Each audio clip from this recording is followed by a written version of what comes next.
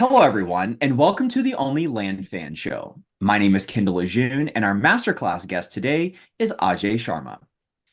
Ajay Sharma has been investing in vacant land since September of 2020. After working in the land business part-time for just 18 months, Ajay transitioned to full-time at the age of 23. Since then, he has completed several deals in all shapes and sizes, ranging from a few $1,000s in profits to a few $100,000 in profits. Ajay now runs a team with a COO and three acquisition staff that are doing consistent multi five-figure months. Ajay, thanks so much for joining us. How are you today? I am living the dream, Kendall. How are you? Love it. Doing well. I'm so excited because we get to talk to one of my favorite people about one of my favorite subjects. And so you are back by popular demand. You are on our original podcast, and now you're part of our masterclass series, diving deep into a very specific topic. Let us know what that topic is going to be. Yep. So today we are going to be talking sales process. And what that really means is how do we buy deals for less? How do we sell deals for more? And how do we just build more acquisition, consistency, and predictability into your land business? I love that. And so, can you talk a little bit about why that's important? Why did you pick that topic of all the topics that you are absolutely amazing at? Why this topic? Yeah, I think it's one of those things, Kendall, that I have heard from people as I came up, and I'm still coming up, don't get me wrong. But as I was coming up, that you should be the mentor that you wish you had. And to be honest, I think the deficit that I had for a very long time in scaling up my land business, building predictability in, was on the lead conversion side. And here's what I mean by that is every land business, if you're trying to do more deals, basically has one of two problems. Okay. You either have a leads problem, you don't have enough leads, or you have a conversion problem. That's it. Those are the only two problems you can effectively have. Right now, there are reasons as to each one of those. Maybe cash is a constraint, maybe time is a bandwidth, maybe staff is a bandwidth. Regardless, you can boil it down to one of those two things. You either have a leads problem or a conversion problem. I can generate leads. Everybody in this business understands generating leads is, I don't want to say easy, but it's pretty easy, right? You pick a marketing channel, there's tons of them out there: direct mail, RVMs, cold texting, cold calling, pay per lead, pay per click, SEO. There's no shortage of ways to generate leads, right? Go door knocking. No, don't do that. That's a terrible way to do deals in land. But the point being, you generate leads, right? I find very few investors have issues when it comes to lead gen, and where most people truly struggle is lead conversion. And I sought out a lot of different mentors, both from YouTube University and also paid mentorships. I'm in the Collective Genius Mastermind. I've watched a lot of Eric Brewer's trainings in that time. I've been through some of Cole Gordon's trainings. I've watched a lot of Jeremy Lee Minor. Jenny Hudspeth is somebody we've trained with pretty consistently. That's just a short list of different sales trainers we've worked with both in and outside of the RE space. And in that time, I picked up all types of stuff that have helped us convert more deals just through certain follow-up processes. Then there's different sales scripts, sales techniques, talk tracks that we've been able to integrate that have consistently helped us do more deals, right? And I'll also just start by saying that I'm synthesizing from things that I've learned. I didn't invent anything. And I think anybody who teaches sales at any level would agree that there's nothing new under the sun. There's new ways to package things up, but I didn't invent any of this stuff. I'm synthesizing a lot of what I've learned from both experience and what I've heard from a lot of other people. So I'll start with that, Kendall. Yeah, no, that's fantastic. And also to that point, I think that you and I have talked about this topic quite a bit, and I think we're both in agreement the fact that you don't have to reinvent the wheel. The reason why you're not creating something new is because there are already sound fundamentals that are universal when you're looking at certain topics like sales and leads, conversion, that type of thing. And so the long story short is that you don't have to create something new, right? There are fundamentals that we can borrow from many different industries that are already super successful, and it will cut your time in half in terms of trying to figure out what works. It's already been done. The very first topic that I'd like to talk to you about is one of the very first things that we talked about when we were preparing for this. It's the how do you buy for less? Talk to us a little bit about what that entails and how you go about doing that. Totally. The first thing I will say, gosh, there are so many things going through my brain. I first just want to break a couple of limiting beliefs that I think a lot of people have. First of all, people like to say they have bad leads. I think that's garbage, to be honest. If you have a pool of sellers that have indicated any interest of selling a property through self-election, they're not bad leads. Oftentimes it's bad sales and bad sales process. Now, don't get me wrong. There are some people that are difficult to work with. That's not what I'm saying. But what I'm saying is if you can generate leads and you could generate 100 leads tomorrow through some RVM or some text campaign, you can convert some of those deals, especially assuming you do some form of double close where you can offer more than just the traditional 30 to 50 cents on the dollar. If you can make a margin of 20, 30, $50,000 on a wholesale deal, there is a lot of ways to monetize this business. And so I just want to start by saying, oftentimes people are just bad at sales rather than being bad at leads. And a lot of us are just so coddled because back in 2019, 2021, this business was so easy. And when I say easy, I just mean you could send out, I remember I would send out like 1,100 letters and I would make $40,000 off of that. And very few businesses have a consistent return on ad spend of, gosh, what would that be? 80x? That might have been bad math, but 40K on $500 of ad spend, somewhere at 80x, that's mind boggling, right? If you could put $1 in an ATM and get $80 out, you should do that as many times as you can every single day of your life. And Yeah, so, absolutely. anyways, I bring that up to say, yeah, the market's changed. People are more aware of what properties are worth. People are more savvy and have gotten a lot of letters and have gotten a lot of messages. Don't get me wrong, but they've still self-elected that they'd be interested in selling the property, which means through good sales process, yes, a minority, but some population of your lead flow will take a discount for customer service, right? I say a lot of times this business is very similar to a car dealership, CarMax, whatever you want to call it, right? When you go to the car dealership, do you know you're getting ripped off? Yes. Do you still sell your car to the dealership? Personally, no. I actually did trade in a car to the dealership and I knew I was getting ripped off and I knew they were going to go sell it for double what I gave it to them for. And I didn't care because it was easy because I was buying a new car and I just wanted to be done with it. And so I bring that all up to say, we are a service, which means we need to prioritize customer service in this business, which is where sales process becomes really important. So anyways, all of that is just a foundational, hey, let's break some limiting beliefs. The first one I want to break is just when people say it's a bad lead because they like are asking for too much money. Dude, I ask for too much money when people want to buy my properties too. Right. And that's a great point too, because I hear oftentimes like it's a bad lead because they're not motivated. Yeah. And I say this all the time, especially when you're dealing with vacant land. If you're coming from a different like niche, right? If you're coming from like house wholesaling where the house is like in disrepair, falling apart, maybe it's a burn down or something. That's a different type of motivation from the type of motivation that you're going to experience when you're dealing with vacant landowners. So yeah, go ahead. I got super excited because I'm like, yes, you're speaking my language. Let's do this. I got to stand because I'm getting excited, Kendall. And we haven't even scratched the surface on some stuff I want to get into today. All of this is just foundational for people that haven't heard me speak before.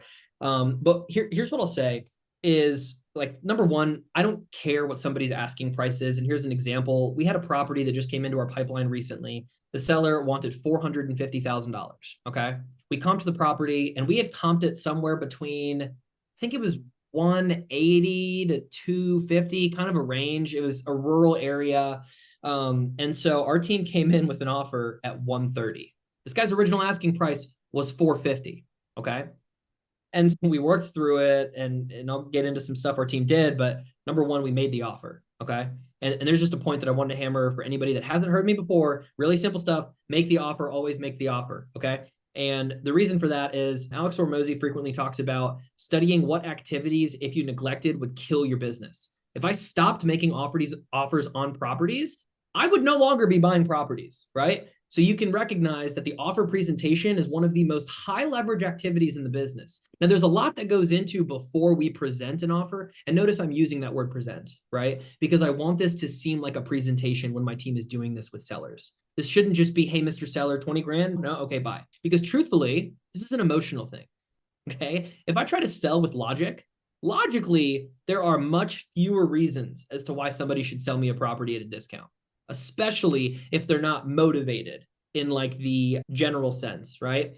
And a lot of times we are needing to move into the emotion and figure out what their pain points are in their general life, especially just pain points that can be solved with money. Guys, the average American has less than $500 in their bank account, right? A quarter of Americans live paycheck to paycheck, might be slightly higher than that.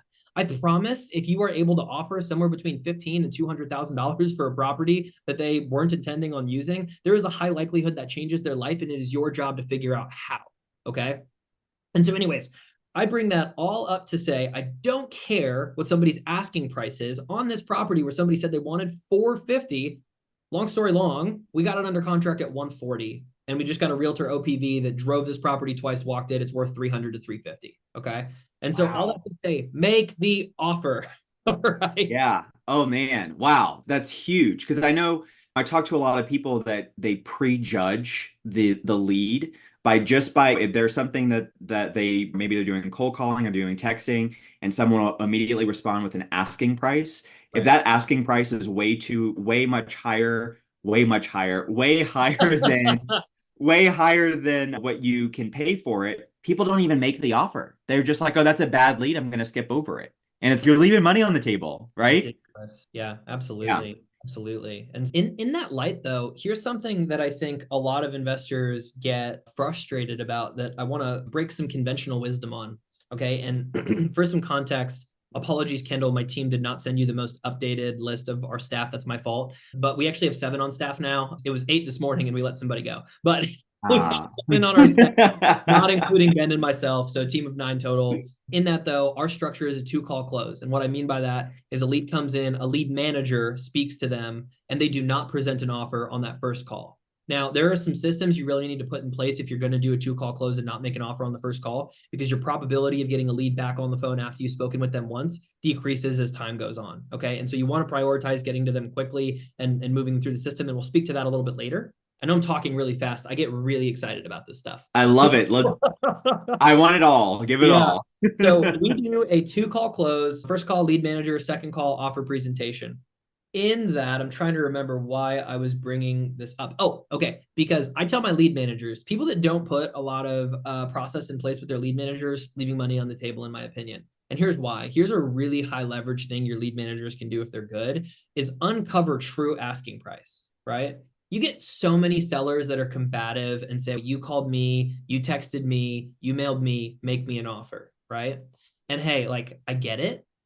Now, what I can tell you is that we have seen, in terms of tracking variables, more talk time typically means more rapport, which ends in the result of a seller volunteering asking price more often than not. Okay. And here's the conventional wisdom that I want to break is in a traditional 2-call close formula, a lot of people will teach you that the job of the lead manager is basically just to qualify whether this person has a pulse and wants to sell. Okay. There's nothing wrong with that. Like you need to figure out what business you want to run.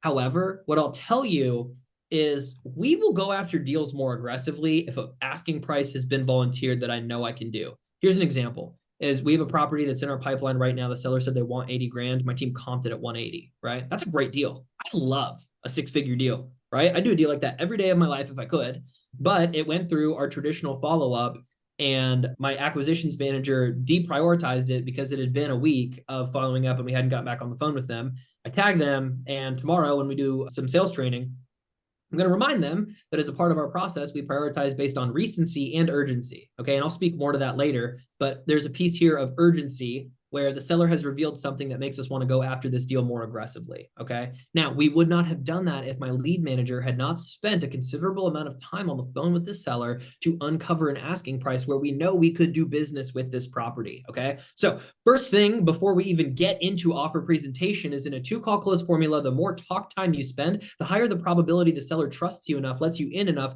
to give you their true asking price, which could allow you to more aggressively pursue a lead and lock that sucker up. So I'll start with that. Love it. Love it. Completely following you. There are a few different schools of thought around getting to the asking price, right? So like some people won't, I've heard it said that some people won't ask them what they want for it because they want to be the first person to anchor the price. And I understand that. There are some people that say, I want to know how much they want to offer, how much they want for the property. But if you just say, okay, how much do you want for the property? They'll tell you something like 10 times what it's worth, right? Sure. So you mentioned uncovering the true asking price. So can you go into a little bit more detail about that and how do you go about doing that?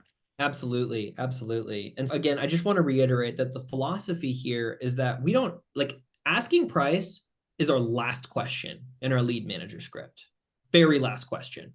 And ironically, we went back and looked at all the deals where we uncovered an asking price on a deal that became a deal because they told us that, hey, it's this price. We had a guy, and I think I've told you about this, Kendall. We had a guy that told us he wanted 160 for this beautiful 80-acre in Florida that we later double closed for 230. But we followed up with him daily for 3 months. Because That's a lot of follow-up. That's a lot of follow-up. Yeah. But I Yeah. had 70, 80 grand in margin in this deal, right? And so when he finally talked to us, it was funny. He said to me, he said, Ajay, he got my number somehow. He said, Ajay, understand, every year I go off to a remote cabin in Alaska and I turn all my devices off. And I got out and I had more voicemails from your team than I had from any of my family members combined. So it seems like you guys really want this property. I'll give you my business. Is where he had finished off here. Okay. Now, what's interesting here is, had we not gotten the asking price from our seller, we would not have pursued this deal so aggressively. It would have gone in some back burner after about 25 to 30 touches, which is what our team does. But we had an urgency variable there because this guy said he could do a deal, or he would sell the property for an asking price that we wanted. Now, the reason I'm bringing all this up is because when we went back and audited some cause and effect, we found that the talk time was typically 20 to 30 minutes at the lead manager level, which is a really long time for a traditional lead manager. Like your average lead manager call, if you talk to somebody, is typically going to be like 7 to 10 minutes a lot of times. But we were seeing really good results in the 20 to 30 range, which automatically means, hey, now this asset, this human capital is going to get less output in terms of numbers, but more efficiency in terms of knowing how we can do business with these properties. And so I bring that all up to say, there's no like magic science. We're just going through a lot of questions that most people would in that lead manager call. How long have you owned the property? Or are you the only person on title? What were you planning to do with it? Really basic stuff. But the goal is, hey, we're building rapport. We're talking to them throughout. And the longer we can talk, the more rapport we build, the more likely they are to volunteer what they would sell it for, because you've had a good conversation with somebody, right? And when you have a good conversation with somebody, you begin to trust them. It humanizes them. You think they're a normal person, right?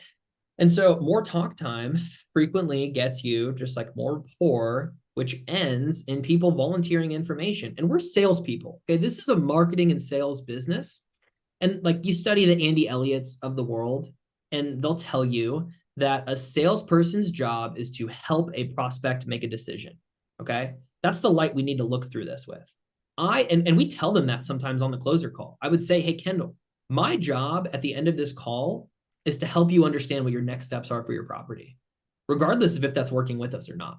And so a lot of times people don't realize this, but my goal is to help you decide, should you work with us? Should you not work with us? Should you sell your property? Should you not sell your property? But do you know how I can help you make decisions? Is if you give me information, because then we can process together. To make decisions, you need information. And once you have enough information, you can make a decision. You don't need time to make decisions. You don't need other stuff. You need information. That's it. So if my job as a salesperson is to help somebody make a decision, I need them to give me information. What's that old Jerry Maguire? Help me, help you, help me, and all that brouhaha. And so I bring that all up to say, we're trying to get information from them, and longer talk time and more rapport helps us do those things. Okay.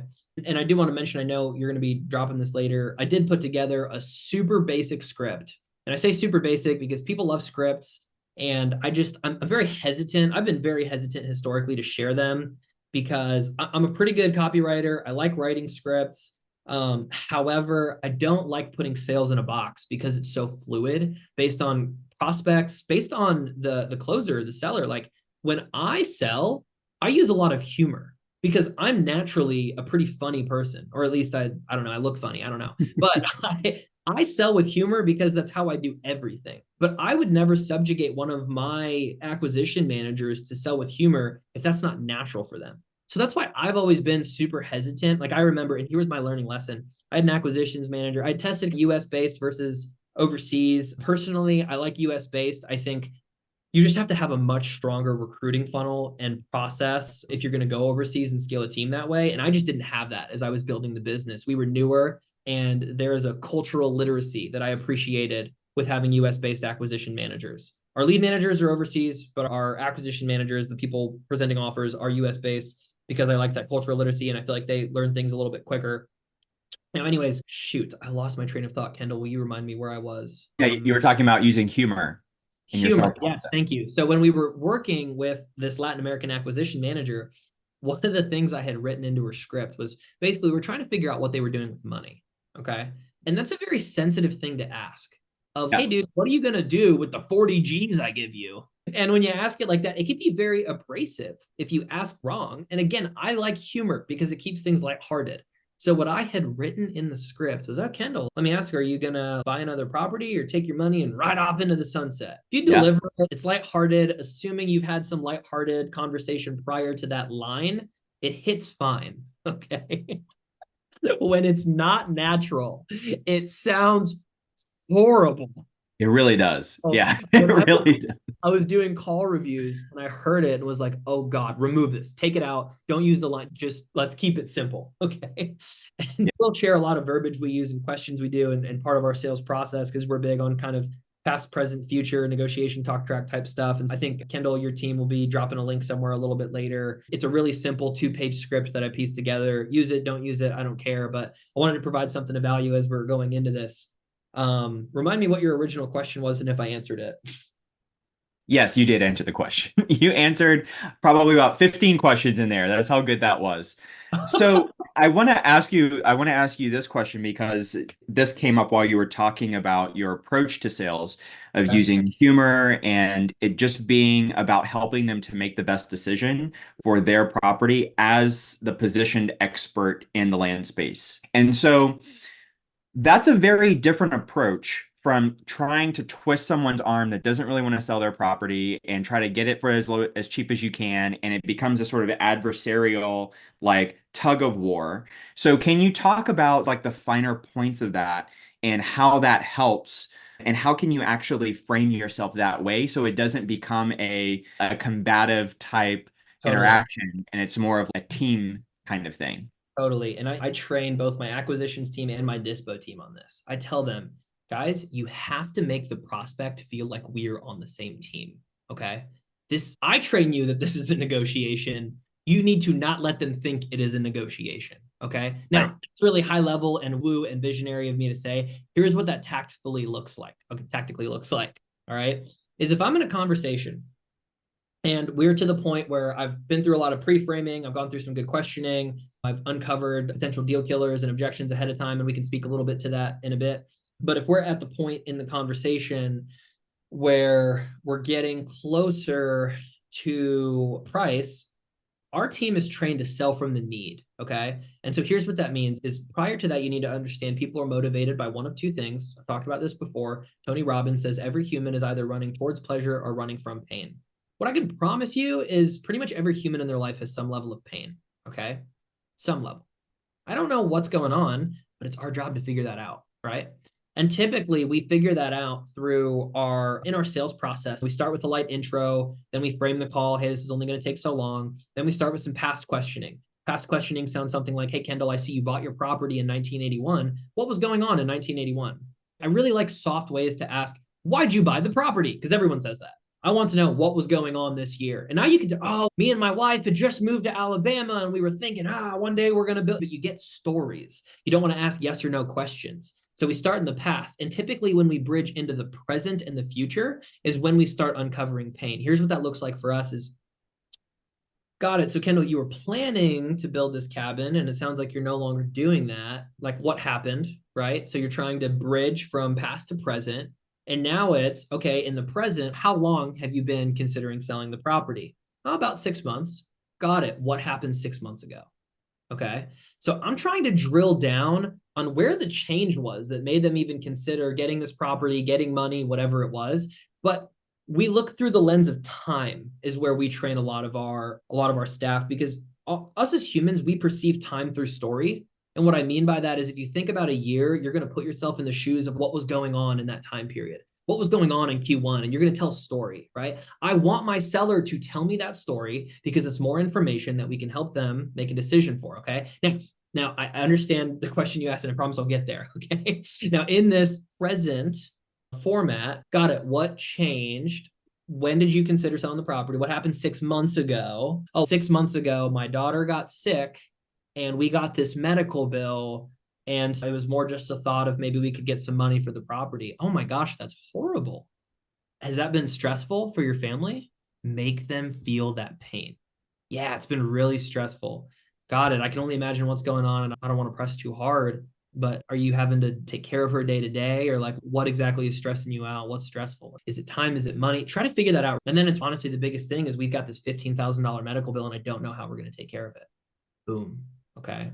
So now when we go into negotiations and they want $50,000 for the property and it's worth, I don't know, 80 because we were going to double close it, we can now sell from the need. Okay. And what I mean by that is, hey, Kendall, earlier you did tell me that $15,000 bill was stressing you out. If I could get you a $30,000 check and you could take care of that medical bill, what would that do for you? You're not selling on logic, you're selling on emotion. That's the difference here. And people can still tell us no. Hey, if it doesn't make sense for you to work with us, that's fine.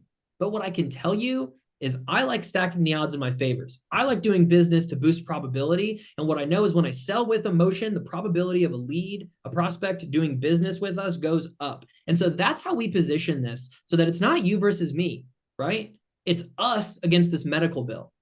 So I know that was a long roundabout way to tell this, but that's how we position this to not be a Kendall versus Ajay, right? That's how we position this to be a Kendall with Ajay against this other thing. It's the same thing with vices. Ben, my COO, and I talk about this all the time. If like you were struggling with drinking, for example, like instead of it being like a you versus you, oh man, I just am struggling with this and I need to do this and I da da da. If you make it you versus alcohol, it helps change the battle in your head. We're trying to do the same thing with the prospect. We don't want them to think it's you versus me. We want them to think it's us versus this thing in their life that's driving them pain. And we are the solution, right? Now, remember, I think Donald Miller, if you're familiar with him, he's an author that wrote this beautiful book called Building a Story Brand. He frequently talks about how when you're building a story brand, especially if you're selling a service, you have to be mindful that in your selling, you are not the hero. You want people to think they are the hero. You are guiding them. If anybody's here's a Star Wars fan, you're not Anakin, you're Yoda. Okay. That's what Donald Miller teaches. And Grant Cardone, he talks about how marketing is just sales at scale, right? And we, in our messaging, need to be communicating that, hey, like, you're the hero, I'm the guide, or whatever you want to call it. Like, I'm helping you make the decision through our marketing, through our sales, essentially. So that's how we make people feel like we're working together. Did that answer the question? Yeah, that's brilliant on so many different levels because the more it's you're dealing in psychology, you're dealing in seller psychology, right? And so the more you get people to talk, the more they feel like you're a great listener and you're a great conversationalist, even if they're doing all the talking. And then it's just building rapport, right? Like how do they come away from that initial call feeling Right. not necessarily just what they know, but like how did you make them feel? If they feel safe, if they feel like they can trust you, you're that much further along. So I love that. Ajay, how do you handle when you are trying to approach it this way and a seller says, "Listen, that's a lot of questions. Just give me an offer. If you're gonna buy my property, just I don't want to answer all this stuff. Like, just how do give me the offer? How do you Uh-huh. approach that?" So I'll tell you, we can avoid that by pre-framing, in my opinion. We found we don't get that when we start the conversation with, hi, Kendall, this is Ajay with Assets for Acres. I'm calling about your property in XYZ County. You chatted with my teammate Nix on Tuesday. Do you remember that conversation? Yes, I do. First, we're tying it back to the conversation they had. So now there's brand continuity, right? And now their guard goes down because they've already built rapport with your lead manager a little bit. Hey, Kendall, just for some context, this conversation should take about 15 minutes. I'm just going to start by confirming some information I have in front of me and then ask you just a couple of quick questions. Is now still a good time to chat, right? So this is a sales technique that Alex Hormozy talks about called assuming the sale. So rather than, hey man, like it's a good time to chat. Oh, by the way, land and property and offer and this, that, right? Like you need to come in confident and assume the sale. Hey, like you tell them what's going to happen on this call. You set the tone, right? You frame essentially. And so we Yeah. thought we frame that's the first three sentences, dude. Like we do that. Yeah, like they're going to give you permission. And once they've given you permission, great. So now I can start by confirming information, which is, okay, I see here Nick said you bought the property in 1981. What was going on in 1981? You see how this flows? Yep. And that's Yep. how we get into it. And so we have found that when we frame, we get a lot less of people getting frustrated. And if they do That's get fantastic. frustrated, man, it's an objection. And just be like, hey, listen, I thought you were interested in an offer. And for us to make an offer, we got to ask some questions and da da da da. I think a lot of people have heard that stuff before. I just find that you get ahead of objections before they happen rather than letting them happen and then handling the objection. Okay. And so I actually, if you don't mind, I'm going to tie this into another piece that I really want people to understand on the sales front. Absolutely.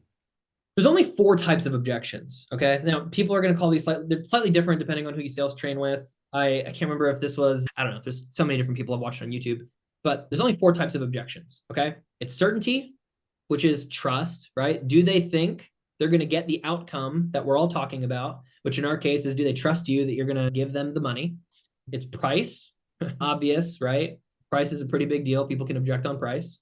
Spouse/partner. Got to talk to my wife, got to talk to my husband, got to talk to my brother, my cousin, whatever, right?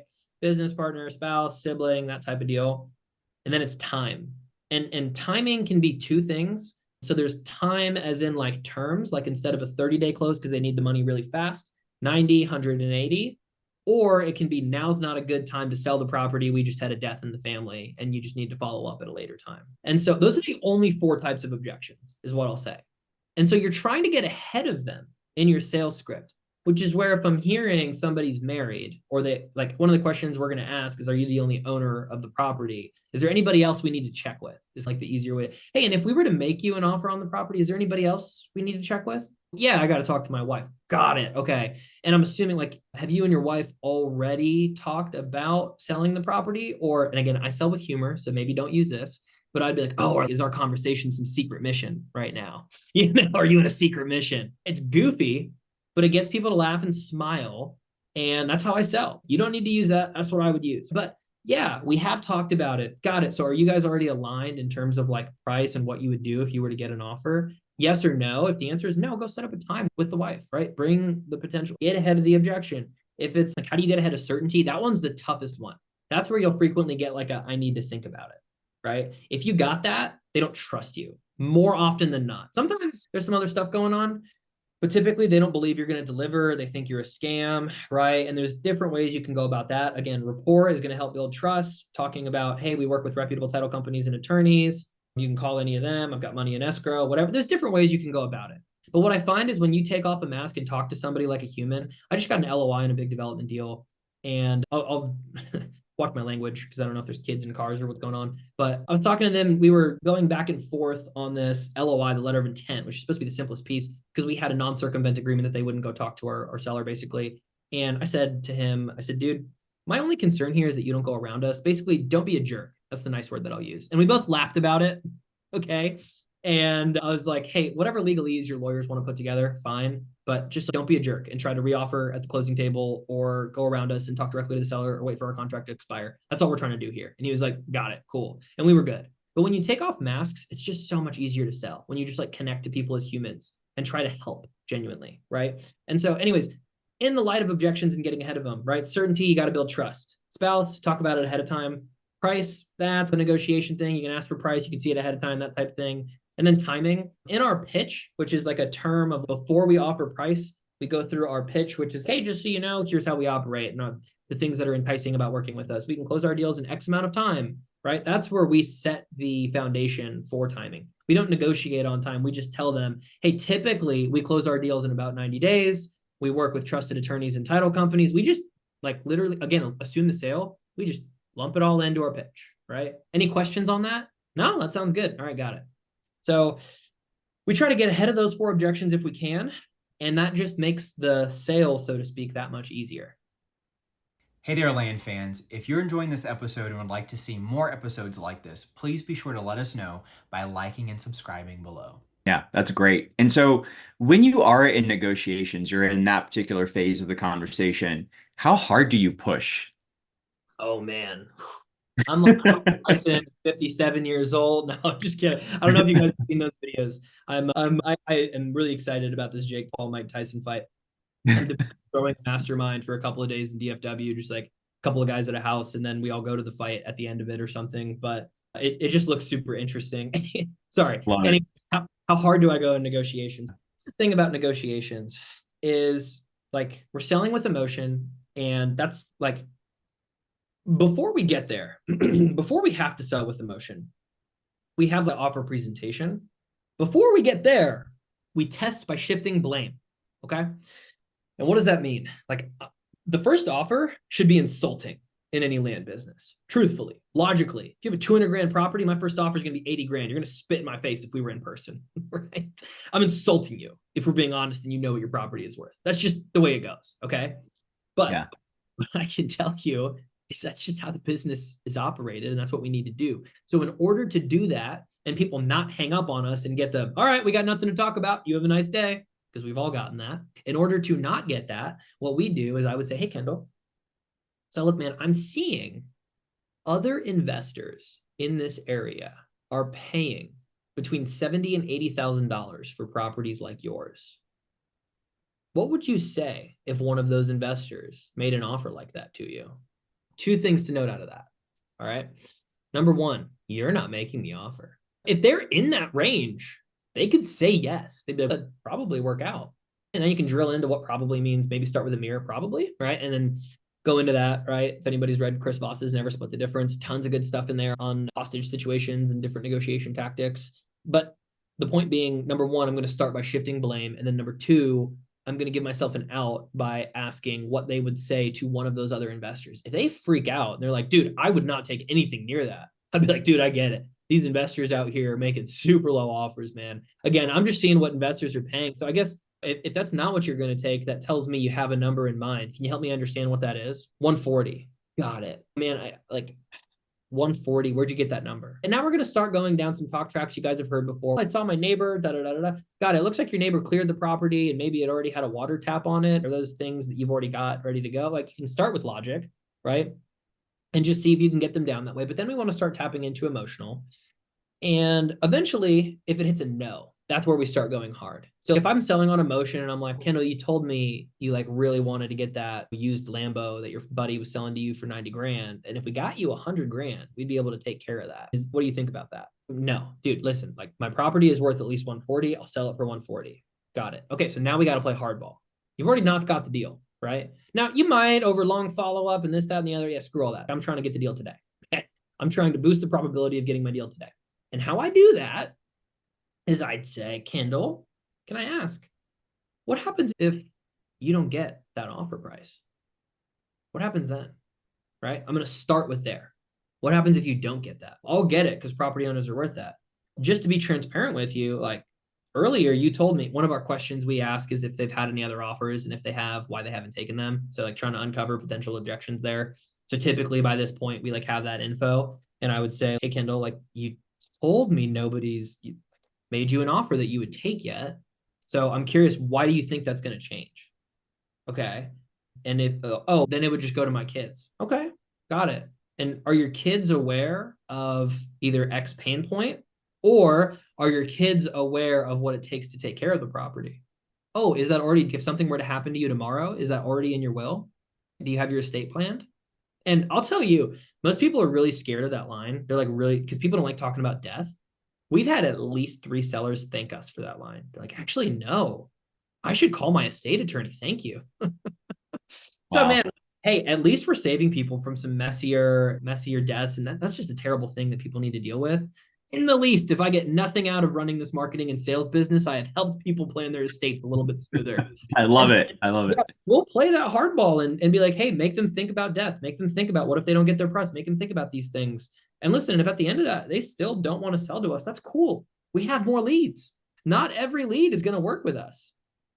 But what I know is that we raise the probability of working with somebody when we do sell on emotion, when we do have negotiation talk tracks, when we pre-frame objections ahead of time, when we set the call correctly. And so there are these things built in that are meant to serve you if you formulate the call well. And that's where I say this is all a sales process. Like people don't understand that sales is a process. It's not just, oh, dude, I'm charismatic and people like me and they laugh when we hang out. Yeah, that's a piece of it.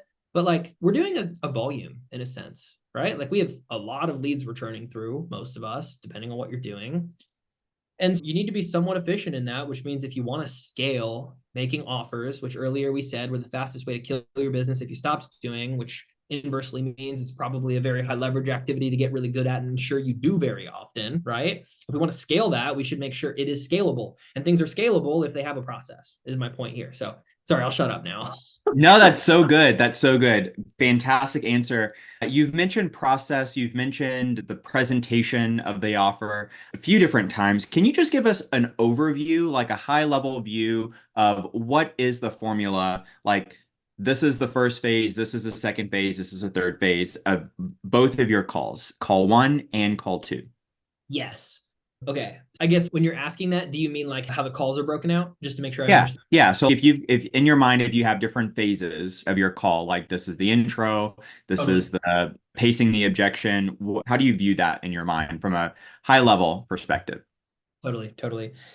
First thing, high level, the call of the lead manager, first call, is to qualify or disqualify, because we have two things we need to qualify or disqualify. We have a prospect, a seller, and then we have a property, right? These are two different things. So the first thing, I'm all about speed. People have heard me say this before. I make up acronyms and alliteration and assonance and all the things. But my goal is to eliminate bad stuff as quickly as possible and expedite good things as quickly as possible. Get rid of the junk in your pipe and move things forward as quick as you can, right? To keep things clean and to do the freaking deal.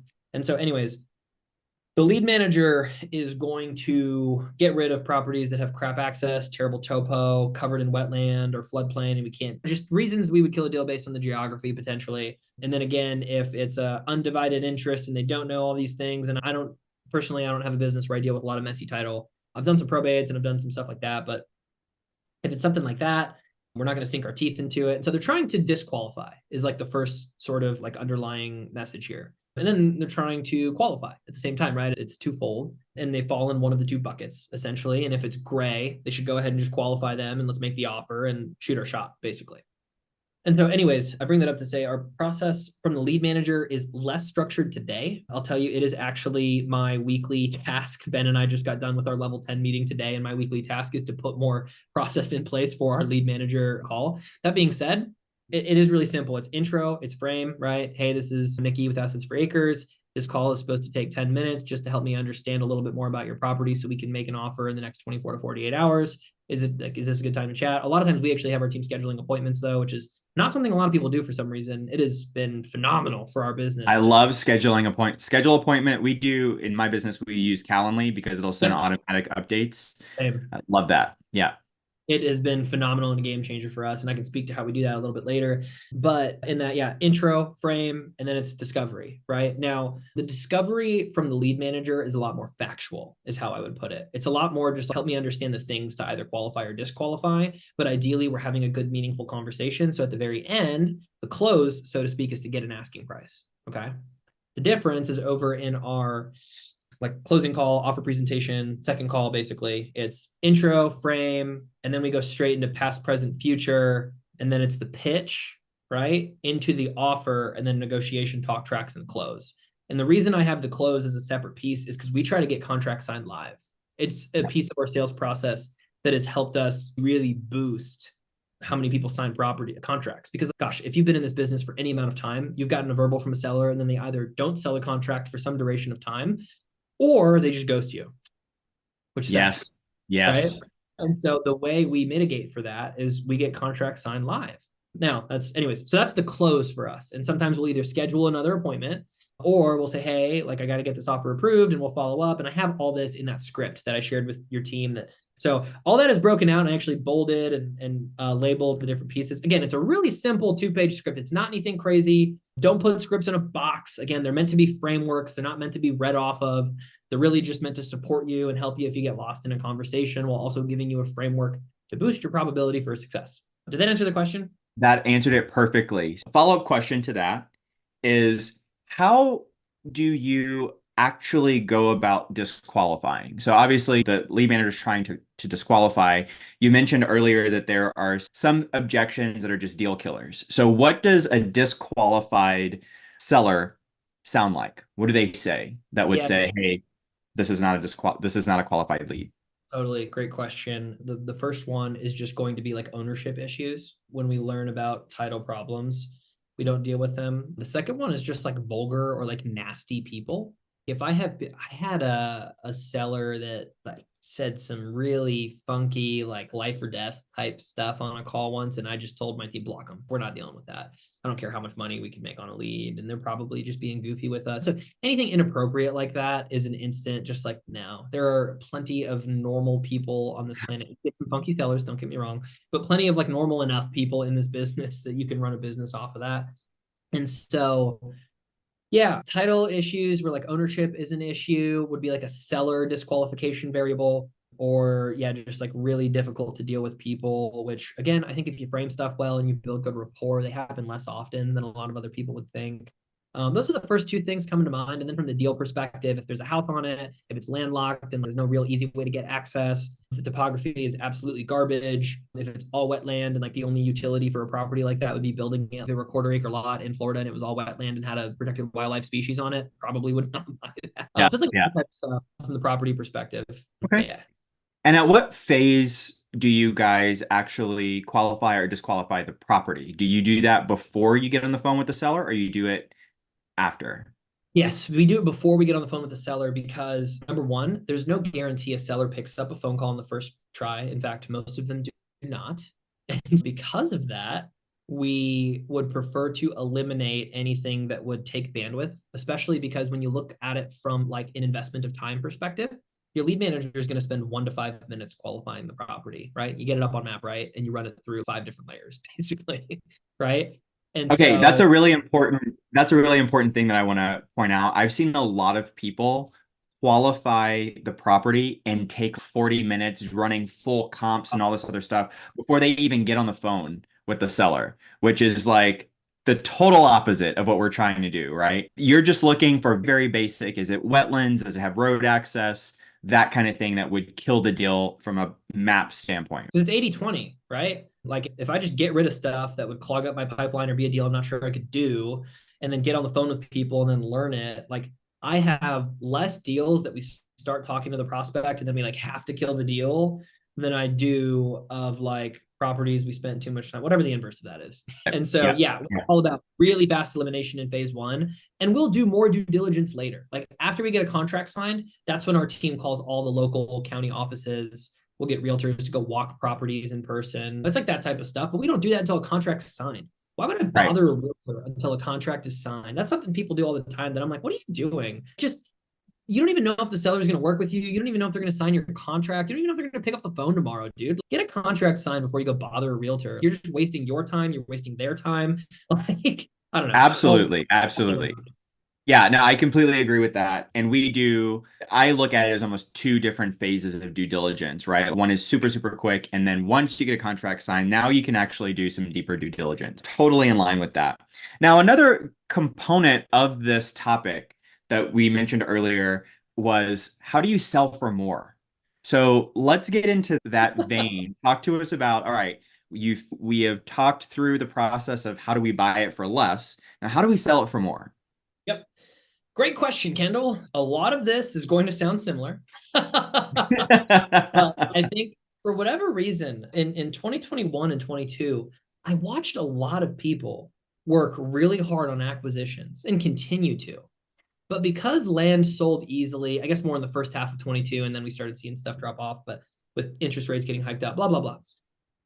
I saw a lot of people and continue to see people who put tons of process in place in acquisitions. And then on the Dispo side, they list it with the realtor. And pray. And wait for offers to come in. And I'll call out, because he's on the call, Mr. Ajay Sharma. We actually did a webinar with him back in, gosh, it was probably a year ago now. But it was a wake-up call for me because he walked us through a lot of the process that he was doing with his buyer leads that like woke me up to realize, oh, snap, I need Dispo process if I want more controllable revenue. Because everybody in real estate says you make your money when you buy, but I can't pay my bills when I buy land, right? Now, what's cool is those real estate guys get to say that in houses because they can borrow against the houses. We can't really borrow against our land and pay our bills with it. So it's really important that we have somewhat controllable sales. Now, I can't control whether it's going to sell on March 5th or March 12th necessarily, but on a long enough time horizon, say over a quarter, I can control roughly how many properties I'm going to sell within a deviation if I do a certain set of activities. Okay, so anyways, that's the first piece of thing that I just want to set in stage is people need to realize you need process on your Dispo side if you want to control your sales. I don't trust realtors. Like, okay, sorry, I shouldn't say that. I work with plenty of brokers and they do a great job, but holistically speaking, they're people and most people are bad, just like what they do. I'm sorry. Yeah. Like, and no one's going to care about your deal at the same level that you care about your deal, no right? way. No way. Yeah, I agree. And I say that about all our vendors. Nobody cares more about my business than I do. Why would I trust that they're going to get this thing done better than I would, right? Like you need, if you're going to be a business owner, you have to be willing to sink your teeth into stuff and learn it. Don't get me wrong, delegate, hire masters, hire people better than you at stuff. But like nobody should know your business better than you, okay? And selling properties is an essential part of our business. And so anyways, I'll go back to the foundation. I said this at the very beginning. You need two things in this business. You either have one of two problems, I should say. Leads, conversion. That's it. Okay. So if you don't have leads, you don't have people to sell your property to. If you don't have conversions on those leads, you suck at sales. That's it. Okay. Now, here's the thing about buyer leads is they are so much more qualified than a seller lead. And what I mean by that is like the sales are easier in the sense that this person has already qualified on price because they've raised their hand and said, oh, hey, look, this property is worth or listed for 120 and I'm interested in it. So we already know we're in the ballpark. I don't have that with my sellers. I guess unless I did a blind offer campaign. So maybe that's an exception. But generally speaking, I do all neutral campaigns and have for 2 years now. And so when we're talking to Dispo, I need to generate leads. Leads are much more qualified. Okay. There's a few different ways you can generate leads. Most of ours don't come from anywhere secret. We've got land.com. We've got MLS. We have not bridged into marketplace or Facebook ads yet. It's something that's on our like Q2, Q3 board. The one thing we do different than everybody else is we cold call the whole block. We moved 5 properties that way last year, and we've already moved 2 properties this year that way. And when I say the whole block, typically a list of 20 to 40 people that live nearest to our subject property. We will cold call every single one of them. People are like, oh yeah, I dropped letters. I'm like, dude, I can't sell to somebody through a letter. Like I can because Uncle G said marketing is sales at scale, and I get that. But when you're talking about driving to a call to action, I could do it easier on a phone call than I can through a letter. Okay. It's a one-sided communication is the issue. And so I have my Dispo manager. She's American based in North Florida, lives on 40 acres. So she gets the profile of a lot of our buyers and she cold calls literally 20 to 40 people almost every day. Now, not everybody picks up, but we get very interested leads from neighbors. People stop doing neighbors. Okay.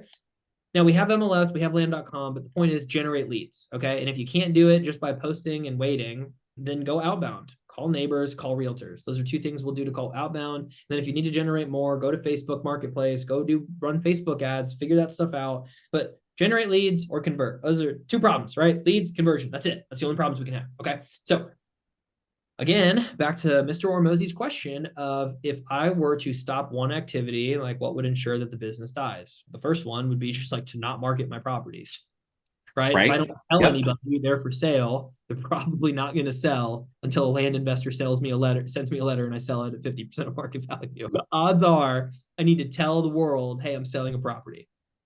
So market number 1. And then number 2, actually work your freaking leads. And here's what that means for us. And again, we learned a lot of this from Entrel. We learned some from other people. We made some of this our own. And here's what we do and have come up with, okay, is when leads come into our pipe, we qualify based on a script. And what we're looking for is financial qualification. We're looking for time commitment. Again, the same deal killers. There's 4 things, okay? So they need to think you're legit, which is pretty easy because you're on legit platforms. They need to be aligned in timing. Hey, are you prepared to buy a property if you find one you like in the next 30 to 60 days? They need money, so you can talk over owner finance, access to other financing / pre-approvals, or cash. And then it's spouse. Hey, does your wife know you're out shopping for this property? Oh, so you guys have talked about this, right? There's only 4 objections. Get ahead of them, okay? So we do all that in our script. Now the next thing, and this is the thing that we got from Entrel that was super valuable for our business, is you get a level of commitment from a lead when you know they've walked the dirt, okay? This is something people forget a lot.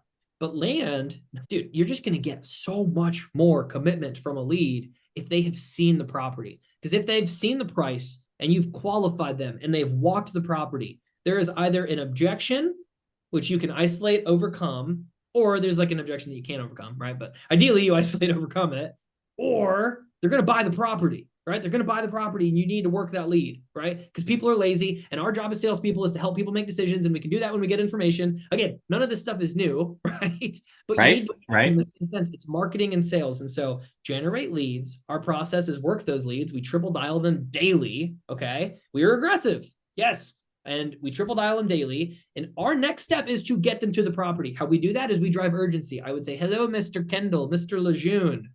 I see you're interested in the property. I want you to know we've been getting a lot of interest in the property. I don't care whether you've only gotten 1 lead or 1,000, okay? You always tell the seller I've gotten a lot of interest on the property. I'd like you to go out and see the property if you're interested in it, but I just want to make sure you have the property to yourself. That's what we say. We schedule an appointment to get them on the dirt, okay? That's good. That's good. For us. You drive urgency to do that. So when do you think you can get out there in the next 48 hours? Now, the reason for the next 48 hours is I always say I am trying to reduce the number of times a buyer or a seller does one of 3 things: eats, sleeps, poops. Okay. The reason those 3 activities are every time you do one, you're in a different headspace before and after. Don't believe me? Pay attention next time you do one of those 3 things. You're not thinking about the same thing before and after more often than not. Okay. And so 48 hours ensures that only so many of those activities have occurred with an individual. And I'm just trying to get them on a property as quick as possible.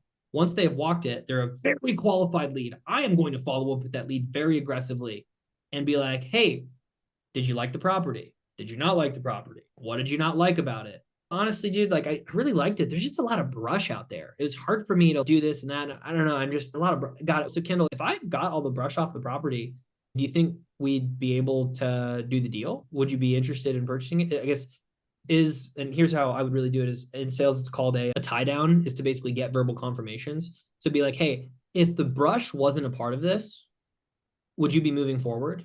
And if they're like, oh yeah, got it. So they just gave me the go ahead. So let me ask Kendall, if I paid a couple $1,000, got somebody with a bush hog to go out there and clear that brush, could we do the deal?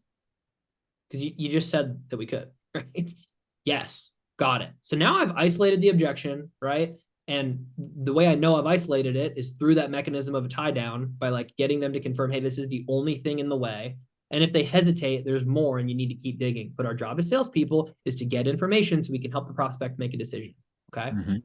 And if it's something like, hey, dude, honestly, it's just too wet for me. It's hard to. Hey, like you saw the pictures. How wet did you think the property, or what exactly about the wetness is not good? Like you can drill down and maybe there's something there, but that's the process. Is you need to generate leads, you need to drive people to properties, and then you need to push to get, okay, got it. So can I send you a contract? Because I've got a few other parties asking, and you were the first one out there. And so I want to honor it, like first come, first serve. Or you can do whatever you want. But the point being, those are our 3 big buckets. Leads come in, we qualify, and then we get them to book an appointment. After that, they're ready for a contract. And if they're not ready for a contract, we need to isolate and overcome. That's it. And so that's what we're doing.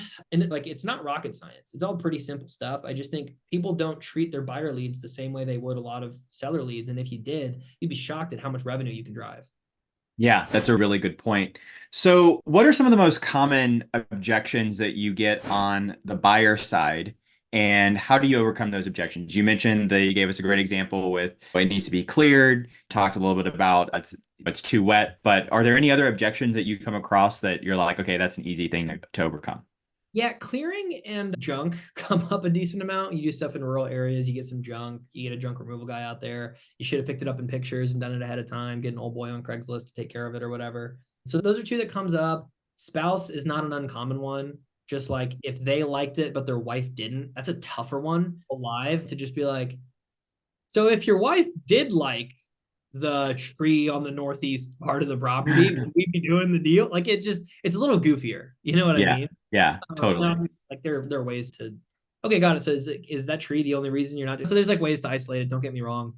But spouse ones are a little bit tougher generally. And then just, I don't know, anything else that could deter somebody. Like sometimes topography is a little bit different. Scenery is a little different. If they don't like the roads or they thought it would look different or a neighbor scared them off or something. There's all these little things that can happen. I can tell you we've only been managing our Dispo side more aggressively in the past 2 quarters. I've got a lot less data than maybe some other folks that have been really intentional on that side. But that's stuff we run into regularly. Honestly, a lot of our stuff has been spouse clearing and junk is a lot of what we've gotten. Awesome. I love And it. of course, price, but like it's a whole negotiation again.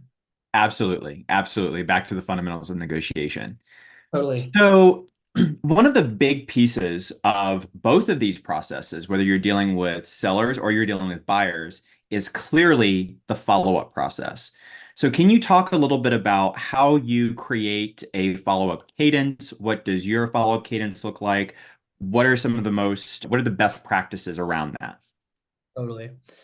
So we are aggressive. And my underlying methodology is that I can't do business with a lead I can't connect with. And so we optimize for what we call the connection rate, which really just means like they picked up the phone. Because I'm a big believer that business is done over the phone. Okay. That's where you can build rapport. That's where I can uncover objections. Like when I'm texting somebody and we're negotiating over price, it's a logical argument. I'm not negotiating on emotion because nobody's telling me that their mom died and they're stressed about the funeral bills over text, I promise. But you can uncover that stuff over a phone call. So we optimize for the connection rate because our business is largely driven by phone sales. Okay. Now, to do that, number one, we're booking appointments. Okay. So straight from Pat Live does do our answering and they book appointments. I don't know why nobody else does this. They book appointments. You give them the calendar link and Pat Live will book the appointment on your lead manager's calendar. And my lead manager job is to book an appointment on my closer's calendar. My closer's job is to get a contract signed or book an appointment on their calendar again to get the contract signed. So that's the first thing because you can send out those auto reminders 24 hours before, an hour before, 10 minutes before, and it boosts what we would call a show rate, right? People actually showing up to the call, or they'll cancel it, reschedule it a lot more often, which just adds some predictability into your lead managers and your closers day to day because they know what calls are coming up and can work the leads outside of that. But it helps. And I promise you will connect with more people if you are booking appointments. There's a level of commitment that the sellers get when they fill out the Calendly link a lot of times. Now, we're testing ads in different places. When we were texting, we would have our texting VAs get the time out of the seller and then have the texting VA fill out the calendar link because I want the onus of the least amount of activities on the sellers because it adds more variables for them to not do things. Okay. So I want to be very mindful of like how you manage kind of the calendar and the calendar link. But all that being said, if you can get at least a time confirmation, you can fill it out on your end and have them get the reminders via email and text message. Okay.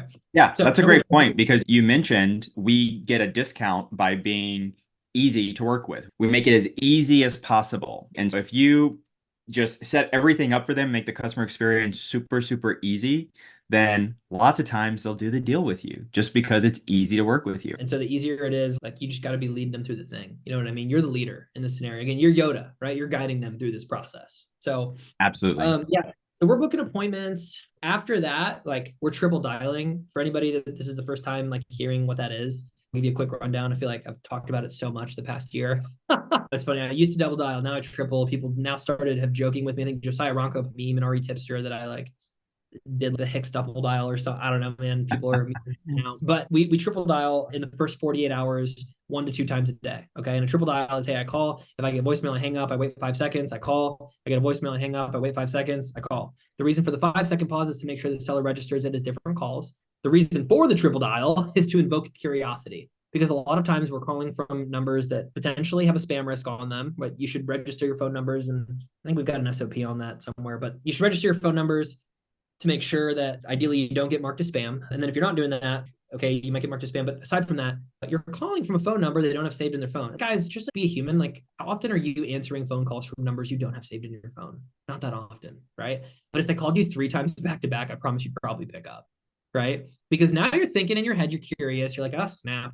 Did I forget a pizza? Did I forget dry cleaning? Somebody in jail? What's going on? Is a kid in trouble? Did somebody get hurt at school? Whatever. There's so many things that run through your head when you have the same phone number, which is registered through short-term memory, call and call, right? And triple dial because it boosts that connection rate. People might not pick up on the first dial, might not pick up on the second, but we have found in the first 48 hours when we triple dial 2 to 4 times, we have about a 62% pickup rate, I think, which is really significant in my opinion. Yeah. Leads. Right? It ebbs and flows. When we were double dialing, we would get a consistent 43 maybe. And then we started triple and we were shocked that more people picked up on the triple. And so maybe we quadruple, I don't know. But here's the thing too, anybody that's doing this for the first time, it's only weird if you make it weird. Okay, so when somebody picks up on the third dial and they're just like, dude, what are you calling about? Act normal, okay? It's only weird if you make it weird. Kendall, just calling about the property on 123 Main Street. You had submitted this ad or whatever. Just want to see if you were still interested in an offer. Great. And then you frame the call. Okay. Love it. So Love it. act normal. People will follow suit. It's not like when you're somewhere you're not supposed to be, or like, have you ever seen those videos of people that go to Disney World and they've got like a vest and a ladder, but they just walk in so security lets them in? If you act like you belong, people will just follow suit. It's crazy. Okay. So lean into that. So yeah, we're triple dialing like crazy, man. I love that. I absolutely love that. Let's jump over to metrics a little bit because I know that you're a big fan of tracking KPIs in the EOS world, and I share that passion for metrics with you. Can you talk to us a little bit about what metrics are you tracking in your business and how do you use them to inform your decisions? Totally. The first thing I'll say is we're talking about what metrics to track. I'm going to start with what metrics not to track and not actually name specific metrics, but no, whatever you ask your team to communicate to you through a metric, they will view as important. Okay. I'm going to say that one more time. Whatever metrics you ask your team to report to you, they will view as important. So if I'm asking them, hey, tell me how long you were on the phone today, or how many appointments you booked, or how many times you tied your shoe, they're going to think tying their shoe is super important, right? Like, you want to be very careful. How many bathroom breaks did you take? Oh God, now they're paying attention to their bathroom breaks. Be careful, right? And what I recommend is don't give any individual more than 3 to 7 to monitor. Now, how we do metrics, like, I'm not an automation king or queen or whatever. Callan Faulkner is the best person I know in terms of automations, and she tracks stuff. She's brilliant. I love her. She's a good friend of mine. Absolutely. The best. Super excited for Land Camp here next month. Yes, Land Camp. Can't wait. But I absolutely love and adore Callan. My point, though, is I am a big manual shop. I don't recommend that to people. That's just what we do because I like simplicity. One of the biggest ways you can kill a business is through complexity and the wrong people in the business. Okay. And so I like simplicity and the right people in the business. Now, anyways, all this to say, I try to keep my metrics simple, and you don't want any individual to track more than 3 to 7. Now, of the 3 to 7, I have everybody track. It all aggregates into what we call our stoplight report, which is like the 5 or 6 metrics that basically help us monitor the health of the business. I didn't invent these.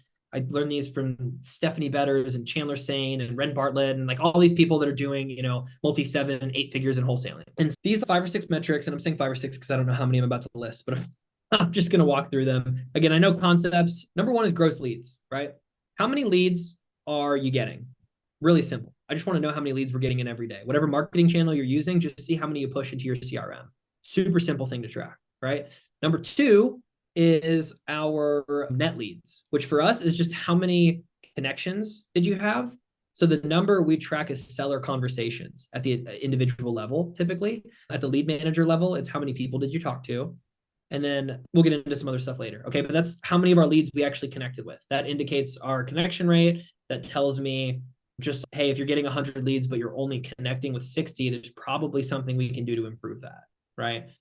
And so I want to connect, like, I'm paying for my leads. I want to connect with them. I want to talk to them and figure out if we can do business together. That's number 2. After our connection rate is going to be, I think it's our offers, right? How many offers are we making on a daily basis? You have me hesitating now, and I'm going to pull up my my KPI sheet. We just use a Google sheet. Like, we're so simple. Okay, no. So we actually track gross lead, net lead. Yeah. And then it's offers made. So how many offers am I making daily, weekly? You can aggregate, average, whatever you want to do. But again, number 1 deal killer or business killer on the acquisition side would just be to not make offers. And important in acquisitions, because if we don't make offers and we don't buy deals or get deals under contract, we don't have inventory. I can't make money, right? Offers made. After that, it's contract sent, right? You can call this whatever you want. It's verbals. Yes, I will do the deal. It's contract sent because we use DocuSign. We'll send it out. And then it's contract signed, right? After that, it's completed contracts. So those are the ones we do. I don't typically talk about completed contracts. I just want to know what my fallout is in title. Hey, did a title issue come up? Did the seller blow up the deal? Did we screw up something in the sales process? It's just another number to pay attention to. But those 6 numbers tell me the health of the business, and those are the ones we're monitoring on a daily and weekly basis, okay? And in between each one of those is going to reveal a different bottleneck to me. Leads to net leads will tell me you're crap at your lead management. All right. You're not triple dialing twice a day, daily for 2 weeks, whatever you want to do, but you're not getting a hold of your leads, dude. You're wasting money is what that's telling me if your net lead sucks. I want to say industry standard is somewhere in between 65 and 80% for net leads on a rolling basis. So keep in mind, old leads pop up, new leads die, whatever. But on a rolling basis, somewhere between 65 and 80. I can't remember what the industry standard is. Leads, net leads, okay? Net leads to offers made. Dude, if my ratio sucks, are we not making outbound calls? Are we just not making the offer? There's something there I need to dig into, though. Am I chickening out because of an asking price? But it tells a story, okay? Offers made to contracts sent. Your close rate sucks, right? Depending on your lead quality. And this is huge. So like people love to ask, dude, what are your baseline numbers? This is where things really change. Because if I was doing Mojave County lots, I'd have a very different number than if I was only doing subdivides. And I'd have a very different number if I was only doing double closes in a 15K kind of spread buy box. And I'd have a very different number if I was only doing flips at 50% of margin value with 70K properties. You see what I mean? What I can tell you is our close rate, depending on lead quality, type of property, has ebbed and flowed. We do double closing, so take this with a grain of salt, but between 8 and 22%, depending on qualification and marketing channel. When we were doing direct mail, it was between 17 and 25. When we have done pretty much everything else, it's been between like 8 and 18. So super big ranges. And I don't know, just don't get worse than 5% is what I'll tell you. Like you should be closing like 1 in 20 offers that you make. If you don't, you like really suck. Really bad. That's really good. That's really good stuff. Ajay, when we were preparing for this, you sent over some notes and you have a very fancy formula. And I'd like for you to go over this formula with us, if you wouldn't mind. I forgot about this, man. I have been workshopping this for so long, and I don't know if it's done, but here we are. It is largely based on, again, Mr. Ormozy, whom I listen to fairly often. I probably have him or Layla. It's like one of the Ormozys in my ear, I don't know, 8 times a week.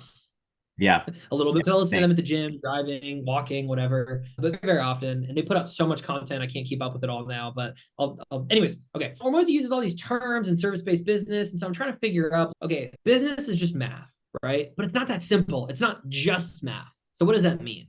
And so here's what I put together. Is business, in my mind, is activities times volume, okay? And let's put those in brackets. I'm not like presenting, so I don't have anything to put up on the screen. But activities would be phone calls, right? Hey, I need to make calls, okay?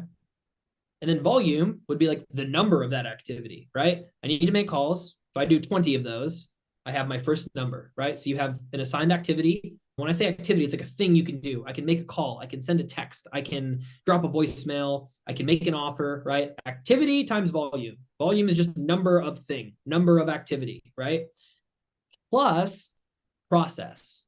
The reason it's an aggregate is because activities times volume is one variable in my mind, right? So this would be like a 7x type deal. And process stacks, okay? Because if I had trash sales process, you're probably still closing about 1 in 20 deals. And if I have really good sales process, I might be able to close 1 in 8, 1 in 6, 1 in 5. So it's one of those things that in my mind, it stacks. And so right now I have it as an aggregate. I don't know if I'll change that to be a multiplier. I don't know. Don't overthink it. But the point being, those are the 3 variables that I want to pay attention to are activities, volume, and process is more of an intangible is the thing, which is why it's harder to just call it a multiplier. And here's what I mean by that. Like when we didn't have a negotiation talk track, somebody would be like, no, and the call would just end. We closed less deals. Negotiations are a process. I need to teach it, right? And something with your staff to note, and this is something I got out of a talk that I saw Red Bartlett do at a Collective Genius event. He said, people need to be coached and process needs to be managed. Okay. The delineation is you coach your people up, right? The same way we think about coaching and hiring a Kendall, right? Working with him to help me learn things better. That's how you should view working with your staff. The word management is just dirty. You manage process to make sure that your staff is executing on the process you've defined. Now, when you put those things together, they equate to results, right? So activities times volume, how many times are you doing the thing that drives a result, but you need process somewhere to drive the result at a different level. And process can be so many different things. It could be frequency, it could be scripts, it could be ownership, activities. There's a lot of things that change that. But those are the 3 variables that I deemed really drive results. And so every week when I'm thinking about, I have this bottleneck, okay, is this solved with, what do I need to be thinking through? Is it the activity? Is it the volume? Is it the process? When I have a lead or a conversion problem, what are things that I can do, right? Activities, I can post on the MLS, I can post on land.com. Okay, that's 2 platforms. I don't have volume at my play. Is there a different activity I can do to get volume? Yeah, I posted 70 marketplace groups. I don't know if that's going to help or not. Or I can boost and run Facebook ads, right? Dollars becomes volume. Volume equates to eyeballs, right? Process of how you manage those leads and sell then equates to results. And so those 3 variables are what I'm trying to articulate equate to results. But at the end of the day, business truly is math with applied activities. Process is an applied activity. You learn process from other people or through repetition, experience, draw from your conclusions, get results. But anyways, sorry, I am beating this thing with a dead horse. The last thing I'm going to say on this is bad process is better than no process. So don't overthink this to the point where you don't execute on activities and accumulate volume. The fastest way to get good process is to learn from mistakes through volume. So just like do a bunch. If you do a bunch of calls, you'll get better at sales. Like it's that simple. Absolutely. Yeah, completely agree. I think that, in my opinion, process is something that's going to constantly evolve based on Totally. you and your strengths and your styles. And so there is no one size fits all process. So your processes in your business may look very different from the ones in mine because we have different resources, we have different, propensities and things like that.